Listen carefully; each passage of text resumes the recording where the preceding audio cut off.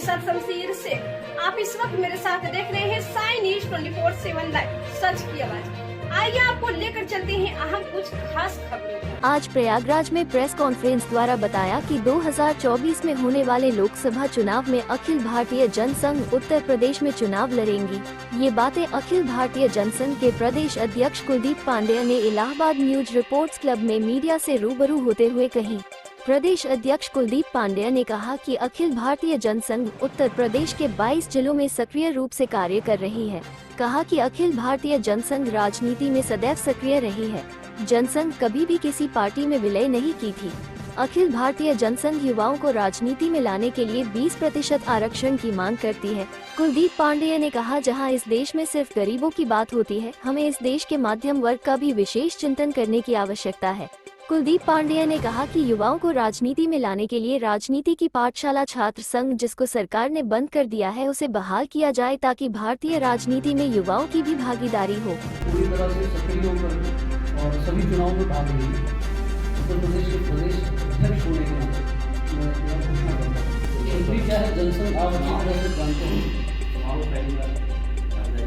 चुनाव में पहली बार भागीदारी नहीं करी। 1977 तक जनसंघ की भागीदारी रही है चुनाव में। 77 के बाद जब जनसंघ का और कई पार्टियां मिलकर के 77 के बाद जनता पार्टी के साथ उन्होंने चुनाव लड़ा। उसके बाद जब जनता पार्टी टूटी है, जनसंघ की निरंतरता बरकरार रखने के लिए, उसे बनाए रखने के लिए यह निर्णय लिया गया था कि जनसंघ से कोई भी जनसंघ का कार्यकर्ता अलग नहीं होगा।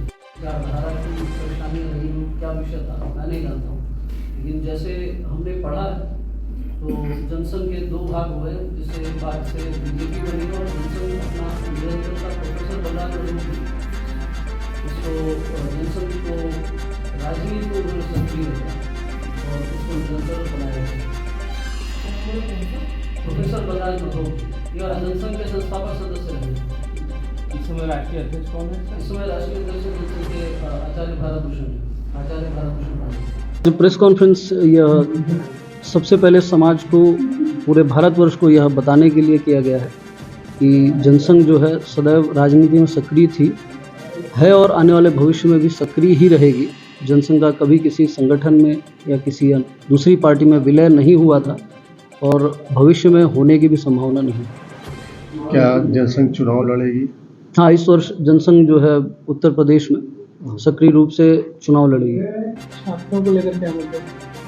छात्रों को लेकर के मुद्दे नहीं हैं। हमारे मुद्दे जो है वो युवाओं को लेकर के मुद्दे हैं, और युवाओं को लेकर के सबसे विशेष जो मुद्दे हैं वो पहला तो यह है कि भारतीय राजनीति में युवाओं को सम्मिलित किया जाए और युवाओं को 20% का आरक्षण मिले, ताकि जो औसत उम्र लोकसभा और विधानसभा की है वह औसत उम्र 65 वर्ष 70 वर्ष से घट करके ये 40 वर्ष 45 वर्ष तक पहुँचे।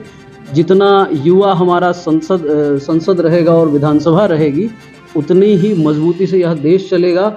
यह मान्यता मेरी नहीं है, यह मान्यता इस देश के सभी लोगों की है। आज यह देश आगे बढ़ रहा है। इस देश के यशस्वी प्रधानमंत्री जी कहते हैं कि आज युवाओं की वजह से यह देश उनकी मेहनत से बढ़ रहा है, तो क्यों हम पीछे हट रहे हैं युवाओं को राजनीति में लाने से। और मैं चाहता हूं कि मध्यम वर्ग का हर वो गरीब से गरीब परिवार से आने वाला वह युवा वह राजनीति में है, और राजनीति में उसे सक्रिय करने के लिए तो हमें कहीं ना कहीं एक विद्यालय या एक स्थान तो देना पड़ेगा जहां से वह सीख करके समाज की राजनीति में उतरे।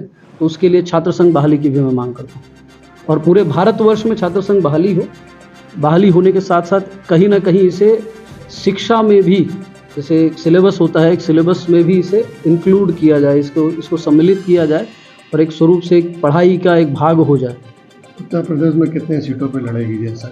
अभी यह सुनिश्चित नहीं है कितने सीटों पर लड़ेगी। अभी हमारे बैठक होनी है, बैठक जैसे संपन्न होगी तो अगले बार जो भी जितने सीटों पर लड़ना होगा वो हम सूचना देंगे।